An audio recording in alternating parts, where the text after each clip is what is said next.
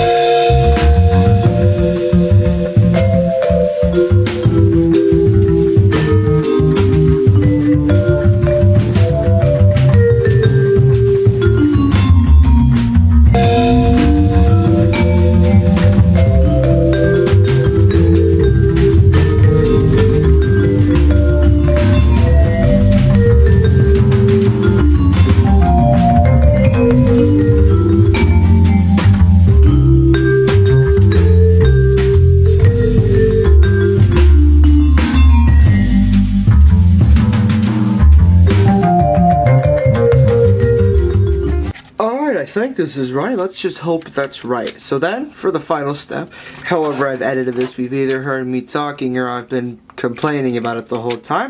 But for the final step is we're going to slide the part down and the trailer hitch is going to connect in there. And here we have him. The very big boy. I must move out and tell the camera to focus. Focus. There we go. And here we have him in... Oh, no. It was almost a solid 10. I mean, it wasn't a 10 in the first place. This is not my favorite figure, but points have been redacted for... These parts do not like to tab in. That was also a gripe I had in the vehicle mode, is that the arms, despite how fun they are, that part does not like to stay tabbed in. But overall, the painting and sculpting on this figure is rather impressive for what it is. I know this is an older one. I think this was made before the new Masterpiece Optimus Prime was made, and already I think it looks really good. But my few gripes with it is it doesn't hold together, but I did hear that it used to not be able to move out much, but I believe I have a copy with an upgrade kit that allows him to click out a few extra more times and even click down. I believe. I know it's not much, but it's rather something. But I believe he does have an upgrade kit on him for just specifically that. And I was also thinking about getting one with his fully articulated hands, but I don't think I will. But speaking of articulation, why did we get into that? So, we have a swivel at the head, which is a full 360 if you want to do that and kill him. I believe these smokestacks in the back of his head are die-cast metal. His arm can move out, disgustingly lacking in that department. And about down that far, but he can do a full not ratchet at 360. Swivel at the arm, bend at the knee. His hands can do a little opening and just swivel at the wrist, but it's very hard to get to because of that armor piece. And he's got one pointer finger, and then the rest of the three are connected. About the exact same on the other side. The smokestacks don't tap in anywhere. And she's got a slacking of a waist swivel. Depressing kick that doesn't even hold up. What the fuck? Anyway, lacking in the kicking department, but he sure can kick back a lot farther than he can kick forward. I don't know about that. He's just a despicable bend at the knee, but can go forward farther because why not? And then we have just a pretty good pivot, and his feet are die-cast metal. But, I mean, it's not the worst articulation of a figure. It could be a lot better, to be fair. But I believe this figure did come with a few accessories, and I keep them in baggies because I have really horrible sorting problems. So you have a double pair of fists to recreate an iconic scene that I cannot recreate because the matrix that I have sitting in doesn't even belong to this figure. But also, speaking of a matrix, his chest can open up. You spread him open like you would any person, and you can see a matrix chamber, which is lackingly empty. If my camera would focus, there we go. Which is sadly empty, just like how I felt when he died in the movie.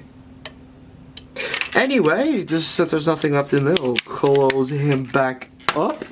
He comes with a gun. That's a pretty big gun. Fold that down, put him in, open up his hands, and force the gun into his hands as you would any person you're trying to get arrested.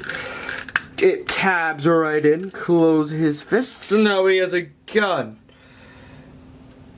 He also has separate faces, but they're literally the same. So he has his neutral face, which, please focus. He has a goddamn neutral face, which he has on, which came with doubles for some reason, and he also has two...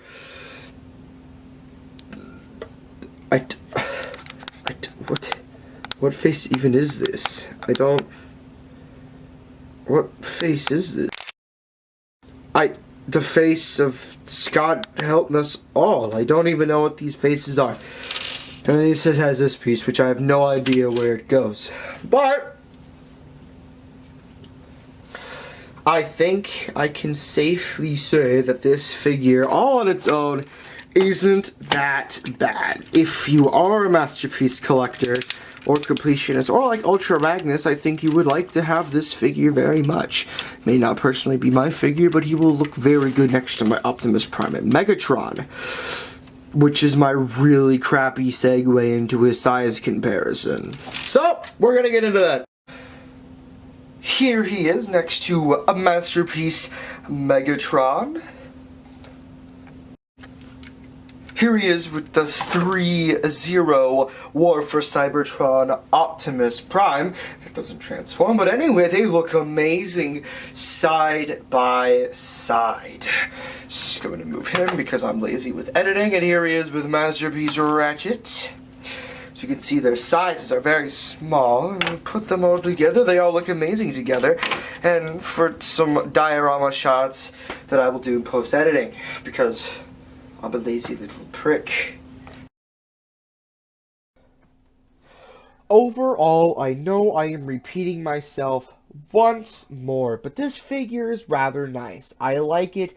It's gonna look great next to my other G1 masterpiece figures, and I like it. Okay, not the best figure, but you know, beggars can't be choosers. Okay, I personally haven't had an Ultra Magnus, but you know, it's great. So I appreciate all of you for sticking around this long if you have, and tune in next time.